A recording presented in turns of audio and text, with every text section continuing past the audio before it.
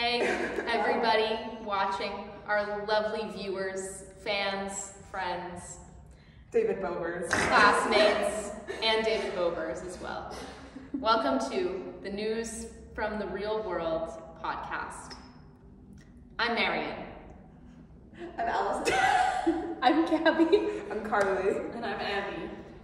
We are thrilled to take you through this auditory and visual journey of news from the real world. From the week of April 7th. No one else was talking, so let me out.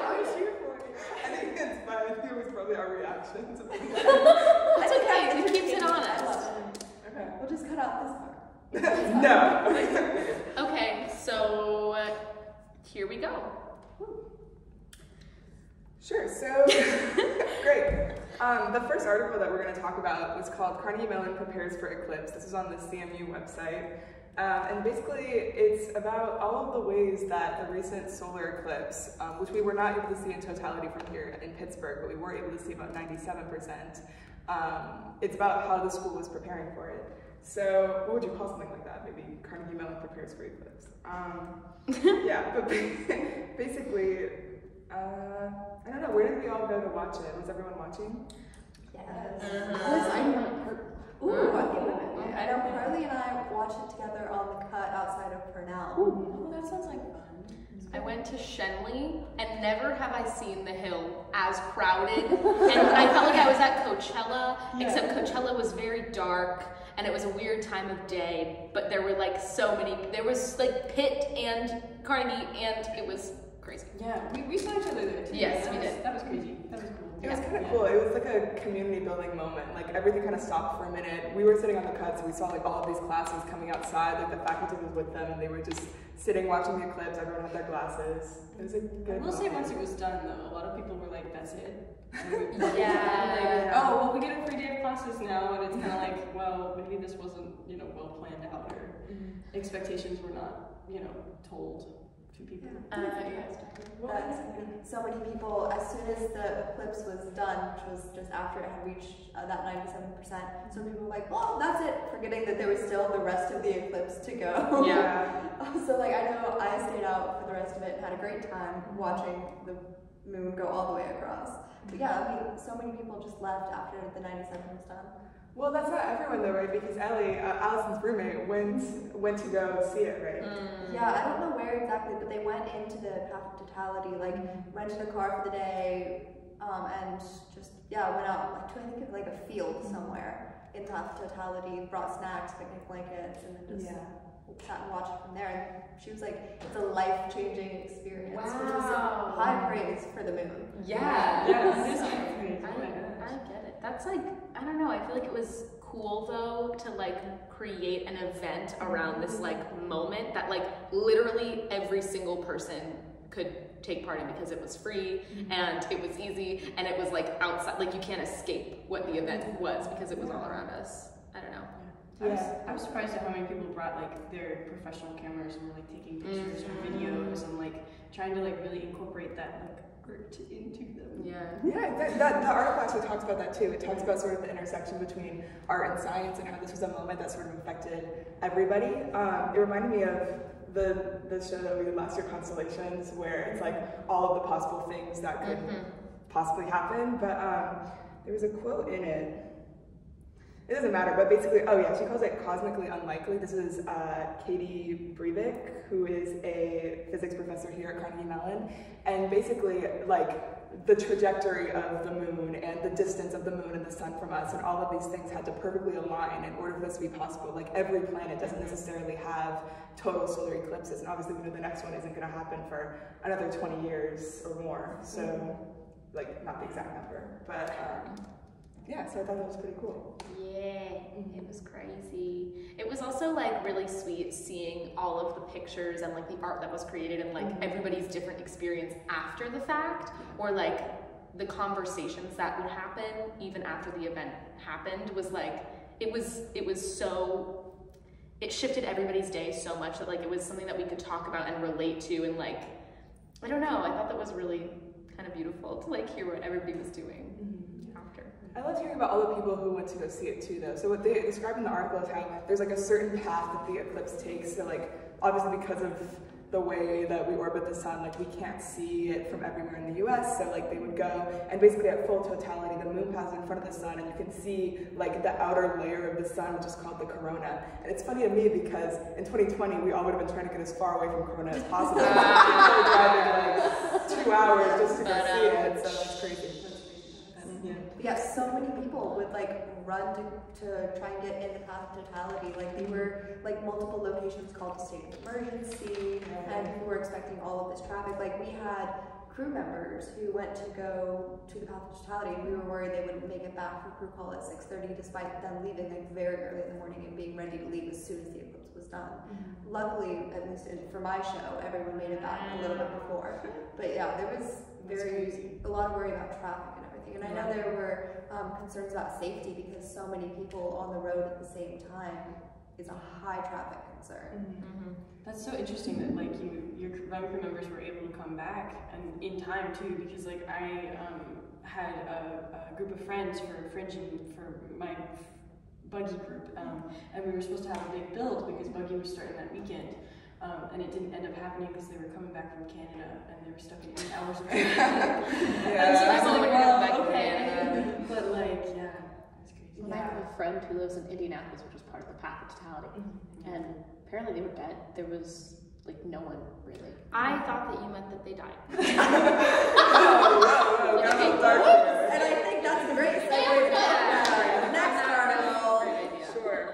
The next one, we get a lot of these articles on News Quiz that I think are really interesting to see whether or not you agree with them. That's sort of about like ways to view yourself and like as a worker in the world. This one was called the philosophical theory that can help you stop taking this philosophical theory can help you stop taking criticism personally. And basically it's this theory presented by Hannah Arendt, who is a German Jewish political thinker. And she talks about how you like no one is ever able to fully describe who you are. Like the concept of your personality is sort of ineffable. Like you can't really demonstrate those details through words, and so you can't take criticism too personally because they're not able to accurately describe who you are. What they're assessing is your skills or your work or like the things that you're presenting externally into the world. And so like, why should that affect how you view yourself? Which opens up a lot of kind of interesting things. So I'm curious just what people thought about the article in general, whether they agree, disagree. It definitely made me think a lot about the program here at CMU and how it trains its students to take criticism and the different ways in which we receive criticism and critique and how we can sort of react to those. And I think there's a major learning curve that comes with that. At least personally, I feel like that my perspective has had to completely shift from like the somewhat toxic high school mentality of like hierarchy and criticism to now here reframing it in a way in which it's helping us grow. It definitely, like I was looking back at like my journal thoughts and getting deep, I was like, oh my gosh, my self-worth isn't in my criticism, which I think is a really important, I don't know, this article stuck out to me. It made me think about how I'm receiving criticism and then also how I'm giving it as a manager. I think managerially, this is a really interesting article because so much of our job is correction a little bit, I think. Yeah, I don't know. That's interesting that you say that so much of our job is correction, because like I think it's true, but I also feel like the criticism that you find, you know, it's so hard not to take things personally, especially when you're in the moment of like something that, you know, is really important to you, whether that be a show, a project, you know, something that you were like just too invested in, you know. And I recently caught on to the catchphrase of, okay, let's put this into perspective. Okay, let's put this into perspective, because if I'm going to constantly keep getting criticism from people, which is like good, and I want that, right? Because, you know, criticism, you can only grow from what you've learned. But to what extent will I take that criticism personally, and then to what extent will that affect my ability to work? You know what I mean? And I think that's an interesting way that the article, you know, kind of dumbs it down, and it's kind of like, well, they don't really know who you are, so do you really want to take the criticism? And it's a little like, well, you should always want to take criticism, even if it's good or bad, because like, what's going to happen if you don't, right? Like, there's always room to grow. problem. I think that's so true. Like on the one hand, especially in our industry, feedback and criticism is so important, and we get it so often, and we will continue to get it with our work. That's just the nature of what we do, especially because it's not just about like your work or your skill, it's also about how you fit in at this company, how you fit into the director's particular vision, like that kind of thing. And so I like, you need to have a thick skin, and you need to be able to like not remember the thing that we're all trying to learn here, which is that that comment isn't about you, it's about your work.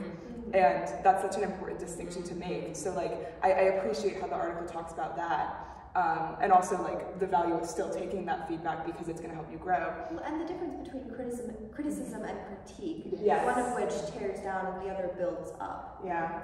It's very important to remember that so much of the feedback we get is one of those two things, and you need to identify which one it is in order to know which one you actually receive.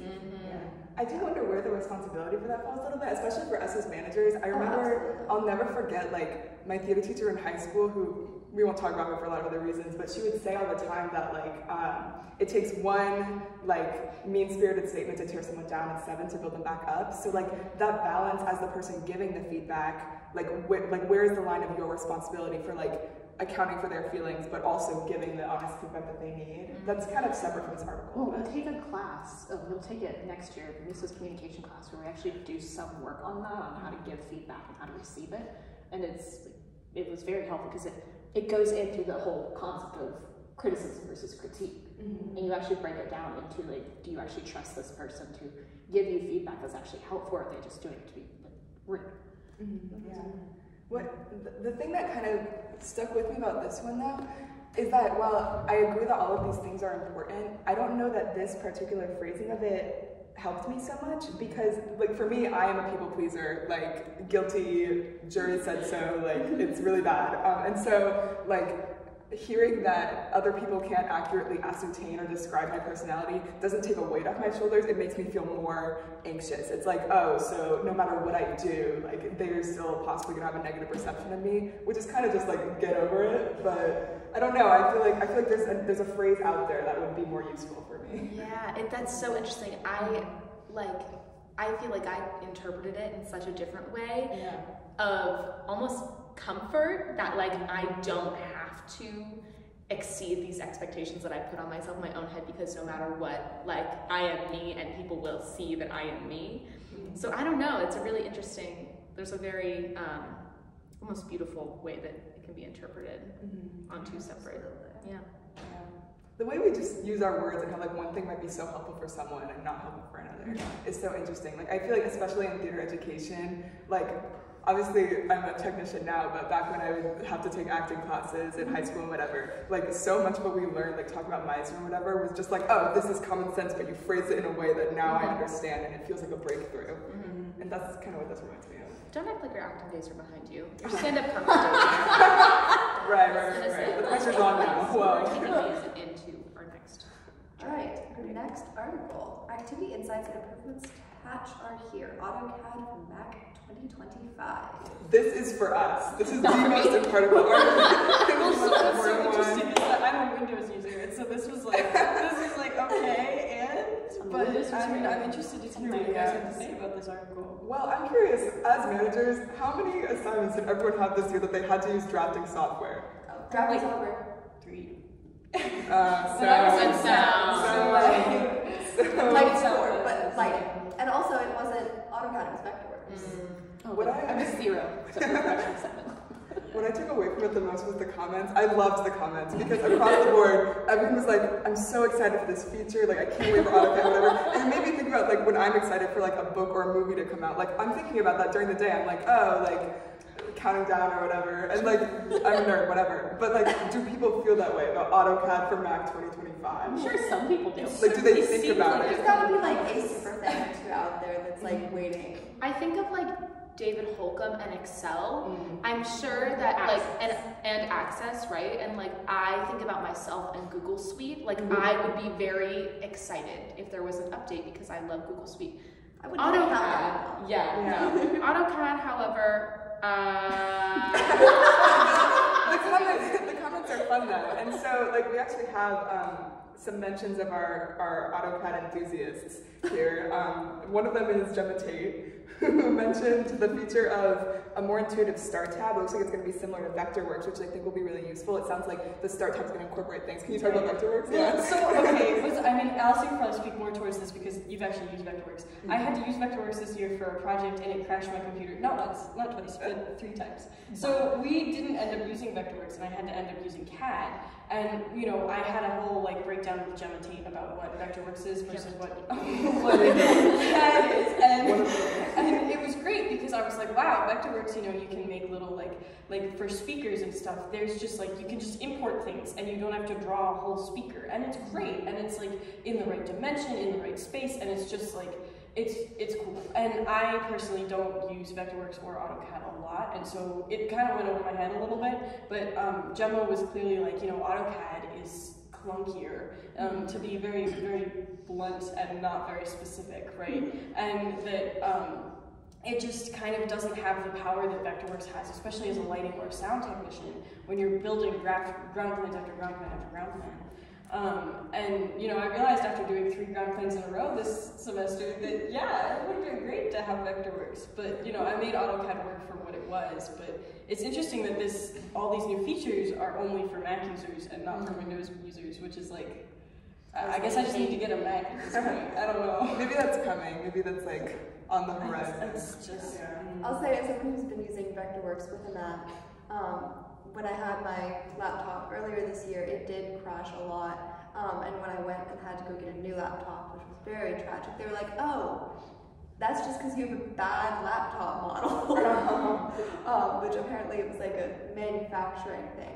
But I've gotten basically a very similar laptop, and it's still a Mac, and it's been working so much better, and like it hasn't crashed for me once. Do you get a commission from Apple if you show it off? I don't know. Yeah. Well, logos covered.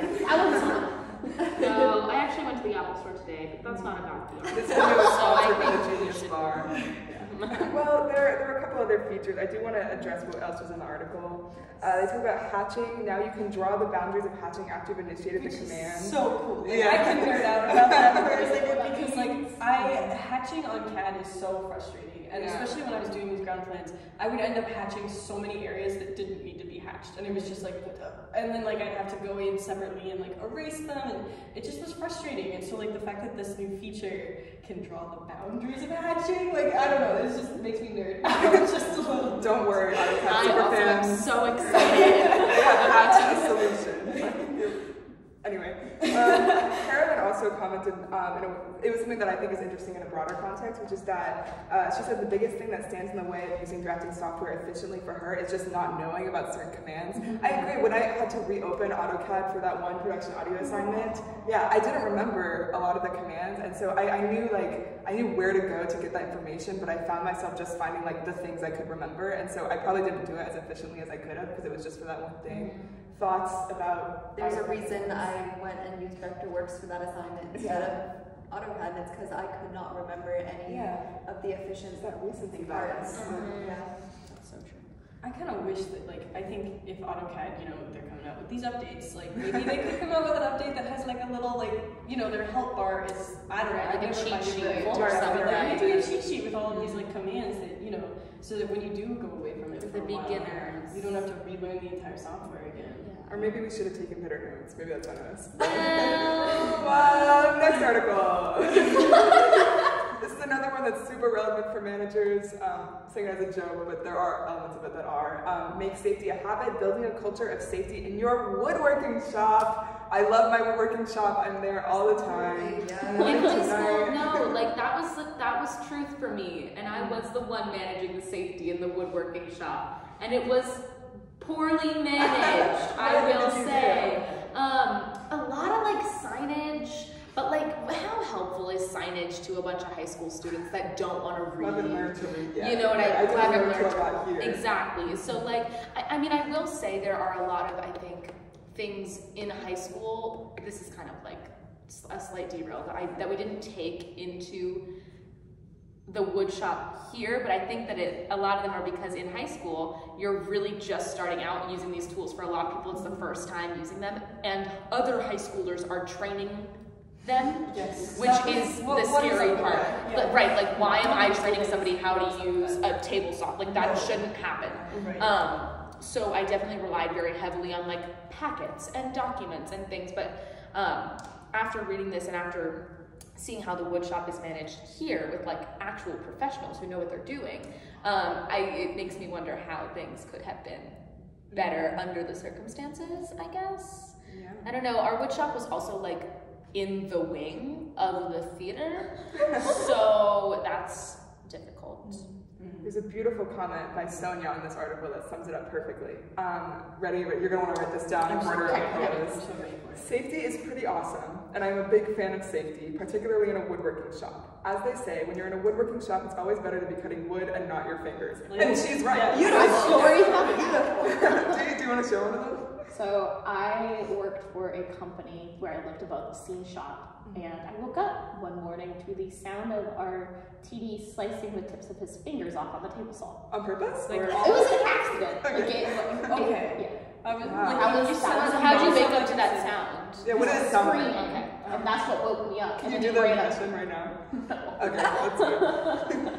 We'll go But to he the ran shop. up to the apartment, and luckily the other intern for the company actually had like medical training, and so she knew how to get his hand above his head and get him to the hospital and all that. That was a day. But yeah, I mean, like bringing that up, you know, safety is sometimes disregarded until things go wrong. And, like, how do we as managers, like in a space where maybe we don't go into the woodworking shop like ever or not very often, but like how do we still, you know, help the others, members of our team, realize that safety should be their #1 priority, even if they're not, you know, working theater space and working on, you know, some cool project in the woodworking shop instead. And I think, you know, to Marian's point, high school teaches us bad habits. Like, I still to this day will not wear safety glasses unless I am told. And like, I will leave them on my head, and then I'll be like working. I'll be like, oh, I need to bring them down. But like Ben Carter got on me a lot for that because like we didn't wear any safety gear in high school, and so I just got used to using the tools without safety gear.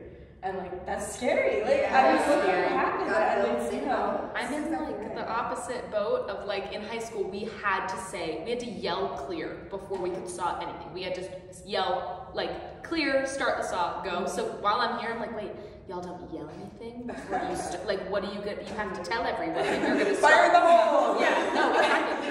But no, and I never wore ear protection ever. So maybe my ears are damaged, who's to say? That's the thing though, that's what we learned here is that like, it's the 9 times out of 10 that like, doing it is fine. Like, okay, maybe you've cut 1,000 things without safety glasses and never had that issue, but the 1,001st time, that's where something happens.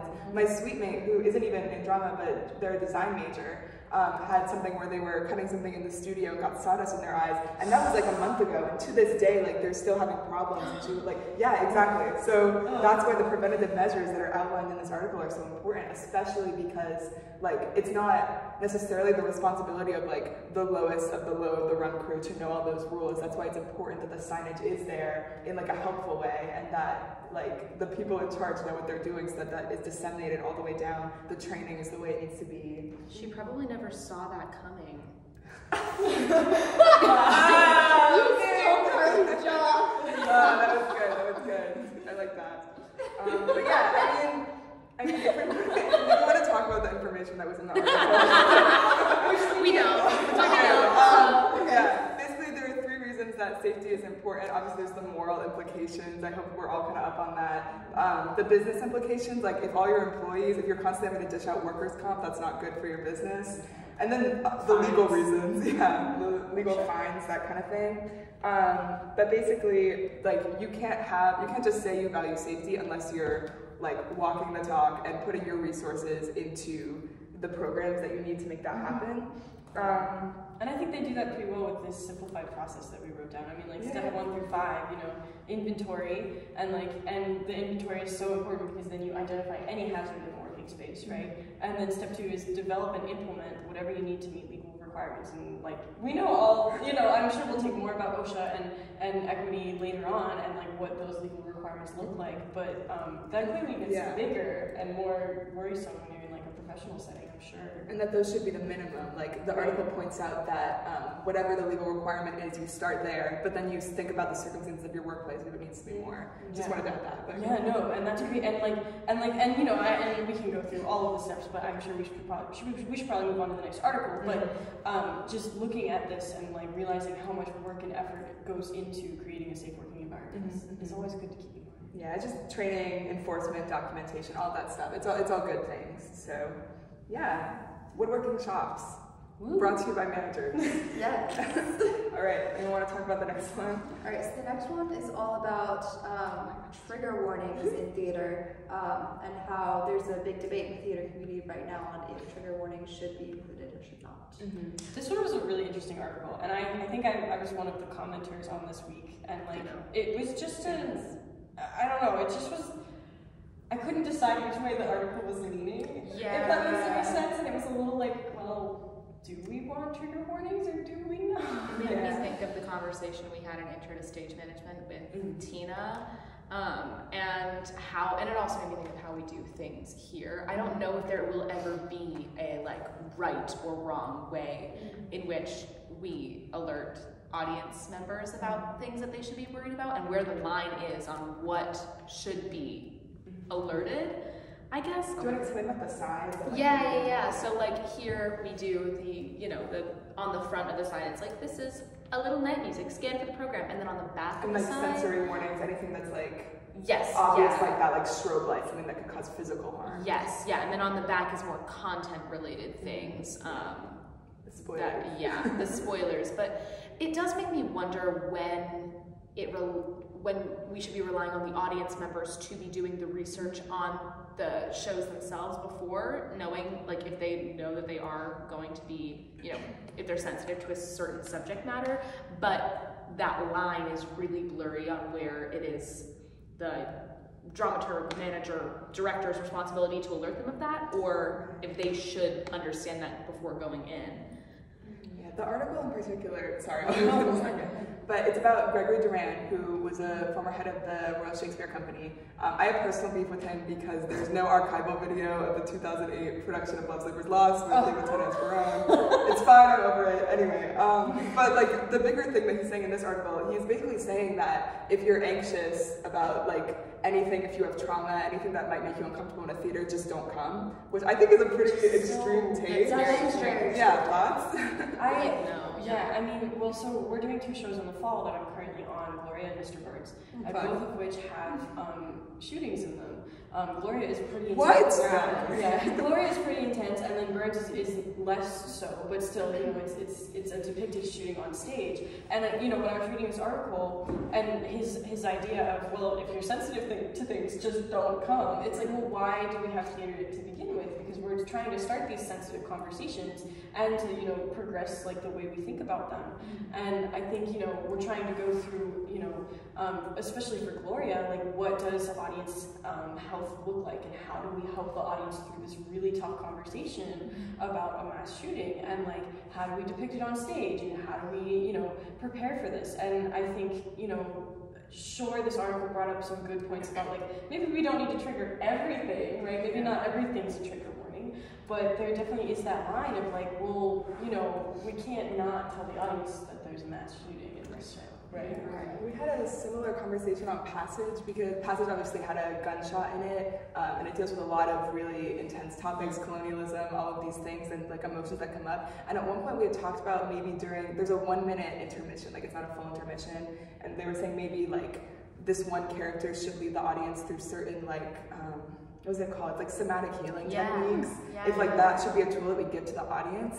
But it sort of brings it to the central question of what this whole article and all of these articles we've been seeing on the news page is about, because like, yes, there's spoilers, but the bigger issue is, should theater make you uncomfortable? Like, because that's kind of the point, right? It's to get into that uncomfortable space. You can't have change, you can't make a point about the world if you're not willing to step out of your comfort zone and to bring the audience to that place without warning. What do you guys think? You said that eloquently. Yeah, you did. Because it's not about people not coming. Right. It's about making sure that they are able to come and take care of themselves and make sure that they're able to experience this. Like, if I had some serious trauma, I wouldn't want to never go to the theater again for risk. But I also understand, from the opposite point of view, that maybe if I have specific gun-related trauma or worries, I might Google a show. Yeah. So like I can see a little bit to that side, but I do think his particular extreme view is a little too extreme. Yeah. Has anyone ever seen a show that like something insane happened in it that like stuck with you afterwards that you just weren't expecting? Yeah. Yeah, it's anyone has something they want to tell. I can think of one, but if I not, have a couple. Yeah. So first off, I'm actually or used to be on the content advisory committee here. Used to actually handle all the signage. That's awesome. So I delved into a lot of my reasoning behind it was just because I have been the person who's walked out of shows because I didn't know that there was something in it that I didn't. First of all, I didn't realize it was affecting me until it happened, and that's going to happen no matter what. Like, we just don't always know. But like, I did a show on a school shooting. Like, I was the ASM on that show, and I was loading the gun every night that we used blanks in, and so that one like really affected me in the long run. And this was like 2016, so there the whole content advisory thing just wasn't a big thing, so people would come to the show not knowing what it was about, and we had people leave, and like it just But I also think that's that's the moment where the conversation starts. That's the moment where the emotion hits you. Like, I remember I saw, I was like really young, so I don't remember many of the details, but there was a show at Orlando Fringe that like, every once in a while I check to see if it's been published or something, because like, I remember it affecting me. It was called Helter Skelter, and basically, it was this play that seemed like it was gonna be, I know, but I was a kid. So it seemed like it was gonna be this like, it was about bullying and like homophobia and high school drama, and then like a gun came out. And I remember that moment so vividly, and it stuck with me for a really long time. So, anyway, number 6. What is that? All right. This is a fun little goofy one. Anyone want to talk about it? All right, I'll introduce it. It's a lighter article about how Adam Jacobs was able to appear in both Aladdin and The Who's Tommy in one night. This was on March 28th when Aladdin had its, I believe, 10th anniversary around Broadway. It's a He cutie. ran back and forth. So like they said how like the front door of one faces the back door of the other. So he was able to literally sprint across the street, appear in the first 10 minutes, go change into costume. Apparently he got there, and like because the actual plan solidified at the last minute, like the door was not unlocked for him. No. So it just happened to be that I think it was the choreographer who like found him there, was able to let him in. But like that would have all fallen apart after all that planning. Which as managers, like crazy things like every little thing had to perfectly fall apart. It's like that. We were talking about cosmically unlikely earlier with the eclipse. Wow, Call back. But that does feel like one of those moments. I really liked this quote that he included in here. It was absolutely insane. I think that I can totally resonate with that. I've been in a lot of absolutely insane situations. And I also really like when he said, yesterday was one of the craziest days of my life. I'm assuming he meant that day. Imagine he's not talking about like, he got a sandwich and like the wrong toppings were on it. Yesterday was the craziest day of my life. He really did it. He did everything. Like he went to like the red carpet for both before, and then he did the show, and then he did the post parties after. Like he was everything. Yeah, he did. Oh, there was a day's rest after that. There was a last minute rehearsal too that hadn't been incorporated into the plan. Like they restaged the vows. You guys saw 20 that? minutes, that he didn't account for. Come on, Jacobs. Yeah, should have put that in his decal. Like. Should have been right. Yeah. Anyway, so it's mostly just like one of those crazy things that happened. But for the sake of talking about it, is there any show that like you could think of where someone has played 2 roles, and if they did something like this, it would be the most insane tone switch of all time? Like, I won't. Okay, this is like somewhat related, but also somewhat not. So, funnily enough, my Carnegie Mellon interview, my senior year of high school, was scheduled when I was supposed to be calling a second performance that we had added to our run. And so, because I was not going to miss my interview, I changed from my blacks in an office, and I did my interview during the performance, and I had to train like the other stage manager that I was teaching how to call the show the day before, and then for the end of the show, I ended up running to the booth be with him to call it, which I thought was quite, I don't know, it was a very poetic day, but it did involve, like, I was stage managing a like equitable theater festival in the morning, and then called the first show, and then there was another show. Yeah, it was kind of crazy, but it did. Oh, you literally said his quote just now. It was the craziest day of my life. Wow. And my Zoom didn't work for my interview and whatever, but the time everything had to line up. Yes, I had and here I am. a similar experience. During my senior year, I was stage managing a production of The Music Man. But I was also at the time captain of my school's winter guard team. Yes. And we had a competition that day as well. What's a winter guard? You know how in marching band there's color guard? Color guard. So that's color guard. Same team, but in the winter without the marching band, indoors. It's like more dancey, but it's them in the spotlight. So I was captain of the winter guard team for both the JV and varsity teams. We had shared leadership. And so I was up at, I think, 3 a.m. that day in full costume, like techno makeup, because the theme was video game for the show, and then had to leave the awards ceremony early because I couldn't stay, and so the co-captains handled that. Had to drive, I think it was 2 hours back to the school. Oh my god. I had like two bangs with me. Energy, yes. like two bangs.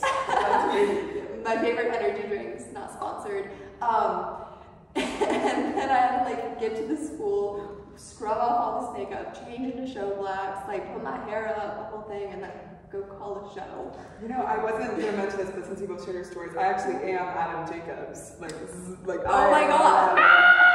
Yeah. Anyway, number 7. This one is also about like a standout star. This is Peter Pan star Raye Zaragoza. I probably butcher all of the names. No, you're eating. But brings powerful representation to the role at Nederlander Theatre. And basically this is about, so we all know that Peter Pan is not so great with the racism. Yeah. Like, they're really bad at representing indigenous communities, and obviously this is a very old story that has always been that way. But basically, this is a reimagining of it where characters like Tiger Lily are indigenous descendants who, the quote is, go to Neverland to preserve their culture. So That's so cute! yeah. Oh, like, oh my god! It captures that idea of like never growing up, and like obviously indigenous communities have had their culture like repeatedly stamped out and stolen from them, so it's this idea that they went to Neverland to have that like a chance to explore it and to give Tiger Lily more agency and motivation. If only Disney. Like I know. I love Peter Pan, and I grew up watching Peter Pan, especially like the animated version, and I'm like sad that I've never been able to see it live, but I feel like this adaptation of it like should be the real thing. You know what I mean? This is Have Peter you guys Pan ever goes seen right. the recording with Kathy Rigby as Peter Pan? No. That's the one that lives in my heart. I will have to send to you guys. It still has its problems. I think it had a lot of progress as far as from where the story has come from, as far as indigenous representation. And so it's exciting to see another stage production that takes care and actually evolves the story to specifically mention and look at that and make sure it's represented well. And to highlight their cultures, because all of their costumes, they talk about how they're all inspired by like each of those company members' specific heritage, and so they get to like show for themselves. But I'm curious, I guess my question on this article for you guys would be, are there any plays or shows that you think are past the point of reimagining? Like, it should never be done again. Like, I know a lot of people say that about The King and I or The Merchant of Venice. Like, there's no way, even if you completely adapt it and redo it, like that should just be dismantled. Do you feel that way about anything, or do you think everything can kind of be saved? I think that depends on the definition of a reimagining. Yeah, I think so too. I think it's. No. No. Well, in the same way that Harry Potter is Star Wars. Harry Potter is. You're not. Like, think about it. Yeah. In the same way that those two could be considered a very similar story, despite being very different worlds. It's like the hero's journey, or exactly. It's all the different. Yeah, I think if you, like the kid living with his aunt and uncle meets an old. Wow. Yeah. Guys, Harry Potter is Star Wars. But like, especially in the realm of theater, I think, because obviously there are discussions with Harry Potter itself, like can you separate the source material from the person? But like, are there any shows that, The Merchant of Venice obviously is about Shylock, who is a Jewish character, and it is rife with anti-Semitism. It is like, it's a mess. So like, should we just stop doing that play? Should we do that play intentionally and adapt it and like try to make it better? Is there worth in keeping it around, you know? I mean, I don't have answers. I was gonna say, I don't think this question could be like answered. No, definitely not. I mean, I definitely, thinking about Merchant of Venice, we in high school, and I hate to keep bringing it back to high school, but like, it's like where I'm at. And like in high school, I went to an international baccalaureate school, so we had a bunch of like, International baccalaureates. Yeah, I mean, it's yeah. Anyway, so we still went to public school, and like we, for my IB theater class, we had to put on this play, and we picked Merchant. We didn't pick Merchant of Venice. I think Merchant of Venice was picked for us, and then we had to audition for every role. And it didn't right. But where I was getting to was we never actually talked about the anti-Semitism in that play. We never talked about the harsh topics that were in that play. We were just trying to get it done to submit to the IB scholars who like review it. And looking back on it, I didn't enjoy the process at all because it wasn't like, we're not breaking down the script, we're just doing it. And it just so happened that you know, we had a mixed cast, and so it somehow happened that the sides of, well, I don't remember the sides of Merchant of Venice, but the two families that are in Merchant of Venice, one happened to be white and one happened to be African American. And like, we never talked about that, right? And like what that meant, especially with the dialogue of, you know, the anti-Semitism within it. And I think, bringing this back to the Peter Pan, I mean, like, that was really heavy, but like bringing this back to Peter Pan in that, like, you know, sometimes these conversations are not talked about, and they should be. And like the fact that these people are starting to talk about these conversations is great, even though we should have been talking about this a long time ago. And that like, great, we're now realizing this, but like, let's keep it up, right? Like, we can't just be like, oh, this one show, and then like realize that, okay, there's still adaptations of Peter Pan that are still out there that are still insulting, and like, shouldn't, like, you know, like, and so that brings up like the topic of like, do you want let's update the ride in Disney. I think there's a lot of conversations about, is there a Peter Pan adaptation that doesn't have that problem? And I think in large part the answer has been no, and I think this newest adaptation is going to be the next step in, okay, is this finally an adaptation that actually respects all of the people in it? Well, it's about finding the right people to be involved in those adaptations. Like Larissa Vasquez is one of the writers for it. Like, she's huge in this community for this stuff. I follow her on social media because I just love her work that much. And I've worked with people who have worked like very closely with her doing indigenous plays, and so like that focusing on the culture and actually diving into it is really helpful. It's just, it's hard to do in places where we don't have time. Exactly, and where you want it at every stage of production. So it's like obviously there are places that we can't do it because we just don't have the demographics in the writer's room, in like the technical crews, in the cast. Yeah, I'll wrap it up, but like I think that it also, there are so many plays that are like that where it's sort of always touching it, so like it is a conversation that needs to be had. Like I think about Othello, like Merchant of Venice, like Othello is very anti-Black. It's about like stereotypically this man who is Black, Othello, like ends up strangling his wife, and what the play is about him being manipulated by the character Iago, like, and playing into those stereotypes, and like ultimately it's this self-fulfilling prophecy. But like, should we just retire that play because like just acknowledging that it's offensive isn't necessarily enough? But then like I think about, we had an article on Newspage last year, but I just randomly remember this, but it was about how like there was a Black woman playing Othello, and how they were specifically trying to activate something else in the play and like get to a deeper context in it and like evaluate those stereotypes. So like when you're sort of doing it to turn it on its head, I guess that's kind of what we're all getting at, is that like it is possible, but it's very difficult, and you should treat it with care, like Abby was saying. But I'm not an expert, obviously. Next up, we have a shorter one we get to talk about. Madonna and delayed concert start times. Well, shucks. Well, Madonna, you're just a silly one, aren't you? Such such a prima donna. Snaps for that. I commented on this one because basically Miss Girl's concerts are starting late, and like she's getting sued because her concerts are starting late, but like there's really no risk in, like, obviously she should be alerting people if her concerts are planning on starting late. Like that's just a kind courage. Like you should do that. If you're managing a venue, if you are hosting an event, you should be alerting your audience if you're starting late. However, unless like people are getting injured, then I don't understand why there's like this giant like uproar, it seems like, from audience members being like, well, traffic is gonna be bad. Okay, then don't go to a Madonna concert. I don't know. Like you already know that one. And like and they liked it apparently. Right. They're like, and they liked it. It's like, it's the best night of my life. Let me sue her. Let me sue her just because she has a ton of money and she's Madonna. I don't know. I just like taking it back to like Beyonce and Taylor Swift, who just had recent really big tours, and Taylor Swift's still on tour. But Beyonce, there was that huge heat wave in one of her concerts, and they were, outside for 2 hours before she started the concert because it was too unsafe for her to go out. But yet everyone was still jam-packed in the stadium, and like talk about like health and safety risks, and like where was that, and that story was like no one's suing Beyonce for that, right? Yeah. But yet at the same time they were in unsafe conditions and nothing was done. Right, and same with the Taylor Swift concert, and same with the heat, where like and the rain, and like she, audience members were passing out because of this heat, and so like it just seems a little silly that people were suing based off of the fact that they were going to be late or couldn't get up the next morning for work. Does anyone have an artist that they would wait 2 hours for, or would you leave? Like, ooh, I would probably, like, can they be dead? Yeah. Yes. Queen, I'd wait. Yeah. I'd wait to see Queen. Okay.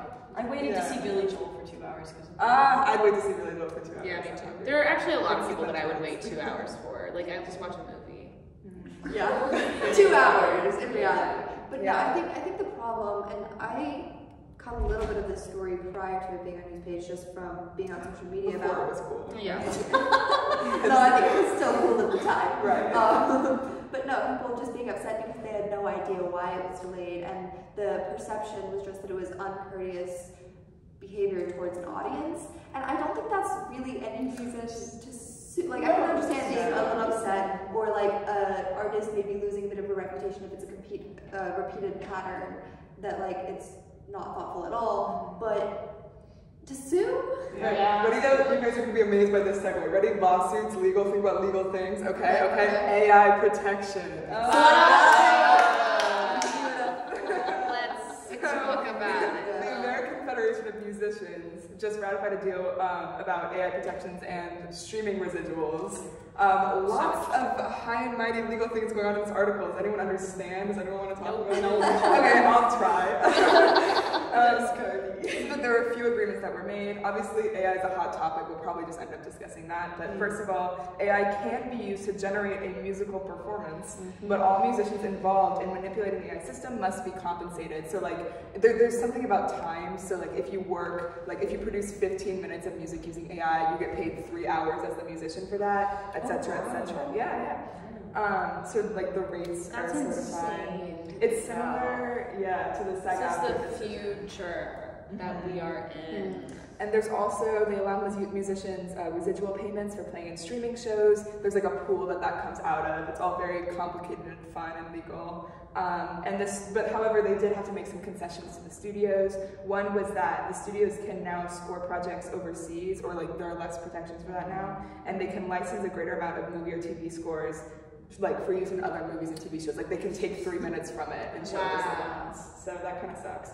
But AI, how do we think that should be involved? How does it This make is us like feel? such a bigger conversation that I feel like could take up hours and hours of time. It's like, Okay, you have 5 seconds. can I just say 2 words? What if we all say 2 words? Yeah, let's say 2 words. Slippery slope.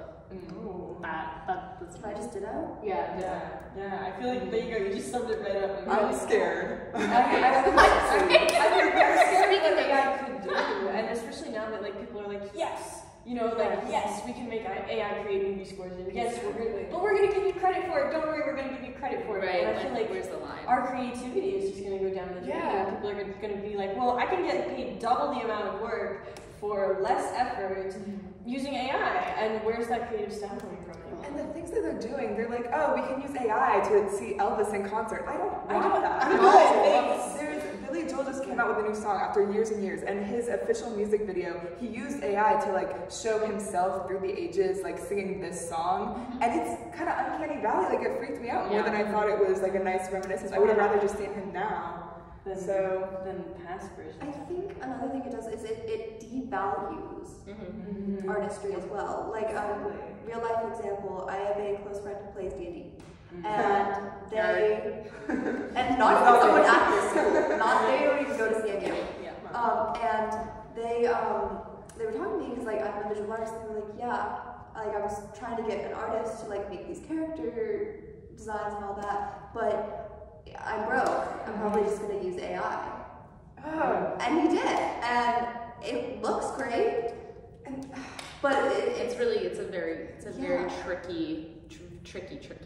We should move on, but what's sad about it is like, it's like we said, it's like, why are we taking the jobs that no one wants to do and that are intense and hard and physical labor, that kind of stuff, and like still having people do it, but we're taking the art and the music and the creativity and giving that to AI. Like we're becoming robots. This is literally like every dystopian novel. How is this happening in real life? Okay, next article. Speaking of scary things, let's talk about Broadway choreography. No, like I don't know. I thought that this article, I don't know. I commented on it because I think it's a very interesting concept that like the shows from the past that we know and love. It brought up like a chorus line or Hello Dolly or all these things. One that like something that stood out to me was like Fosse. When I think of Broadway choreography, I think of Fosse, and it's very flashy. It's very a lot of audiences can enjoy it because it's somewhat in your face. It's very visually loud, I'll say. And now I think that we're really transitioning into more of a movement-based way of like theater, which I think is still, I think the way that this article kind of describes it is like, it's for a different type of audience. Yeah. It's for an audience that needs to sort of enjoy that a little bit more, or the theater, it's for the theater goer, it's not for like the mom of the theater goer. Does that kind of make sense? Yeah. So like younger, the more diverse, the shorter attention span, like we can throw that in there, but sure. Yeah. So it makes me think of like, unfortunately, high school again. of like we're doing like the super like kick-liney, jazz handsy, but like we need to make room for kind of this new wave of things coming in where it's very like movement, or we're using like the set is choreographed, or these people are moving in a certain way that's kind of different and more abstract maybe. And pulling from other influences, like it talks about how it's talking about commercial dance and commercial music, and a beautiful list that I wrote down: experimental, modern dance, physical theater, like all of these things. It's not just like let's get in a kick line anymore. It's more about like there's so much stamina and endurance that is celebrated, and like being able to do like a series of very complicated steps is something people are looking for, rather than just it makes me think about how even in straight plays now, you'll see a lot of like movement-based transitions or like that kind of thing. Like it's not just being used to move the plot forward or being used for like a show-stopping number. Like it's incorporated. The article talks about Hadestown, like the slow rhythmic walking. I don't know. What do you guys think? I mean, for Penelope this year, Penelope's a play, and yet we had a musical number and a dance number in it, and like that was interesting. And the dance number became something from a monologue, in that this was the last character's monologue, and he decided, and instead he kind of modern danced through it, like breathed through it to kind of embody the words, and the words were recording. And in the beginning we were all kind of like, well, this is taking away from the meaning of the monologue, and yet in actuality it wasn't, and it created a better environment for that monologue to sit in. But I will say, like, at what point does dance and the movement pieces become distracting to the dialogue and the text, right? And at what point is it too much? I don't know. I'll say two things to keep in mind from the way I kind of view choreography and its evolution is, if you look at Fosse as an example, that dance was so stylistic and identifiable as a style, it kind of became its own character and method of storytelling. And then now you see dance more as almost a scenic element, if you think about it, in a way to shape characters, to shape a story. Pull in ensembles, to like reflect, I mean, at some point we're going to mention Andy Blankenbuehler and Hamilton, like that's sort of a new era. We want to represent like the heritage and the cultures of the people who are on stage, different influences from different dance moves. And then the other thing to think of is how music has evolved as well, because dance correlates so much with the musical stylings. And so when our music has evolved in musicals as well, the dance is going to follow that as well. One last question for me, because I think we need to wrap up. So when you go to see a show, and we'll answer it in like 10 words or less, do you want to see something that's very close to the original choreography that's very famous, things like a chorus line, like I want to see this, I run this way? Or would you be interested to see something new and inventive?